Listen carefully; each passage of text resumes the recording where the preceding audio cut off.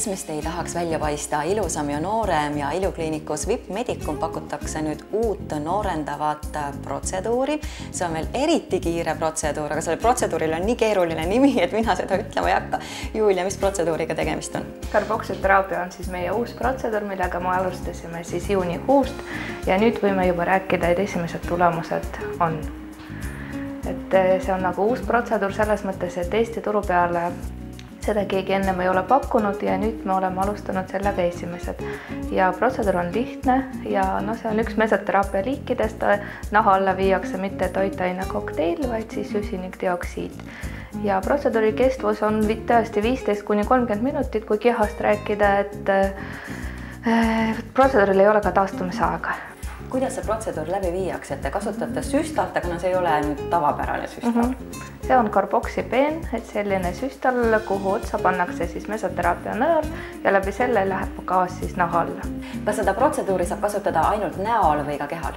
Seda protseduuri saab teha näole, kaelale, dekolteele ja kehale. Põhimõtteliselt tervele kehale, reied, sääred, kõik. Et annab nagu head pinguldavat nahka, nahk muutub siledamaks, elastsemaks, väheneb tselluliit ja rasvkoe ka. Nii et kas saab kaotada ka silmaaluseid kotikesi ja topeltlõuga? Jah, see on põhimõtteliselt punkt number 1, millega me praegu tegeleme. Et tõesti on head fantastilised tulemused. 5 protseduuriga on head tulemused ja korrata seda kuuri oleks vaja siis 2 korda aastas. Kui pikk see kuur peaks olema? 5 korda ja siis arvestame niimoodi, et 2 korda nädalas. Pärast mitmendat protseduuri on aga tulemust juba näha? Klient saab aru 3. protseduurist. Kellele see protseduur mõeldud on? Sellel protseduuril nagu vanusepiiranguid ei ole.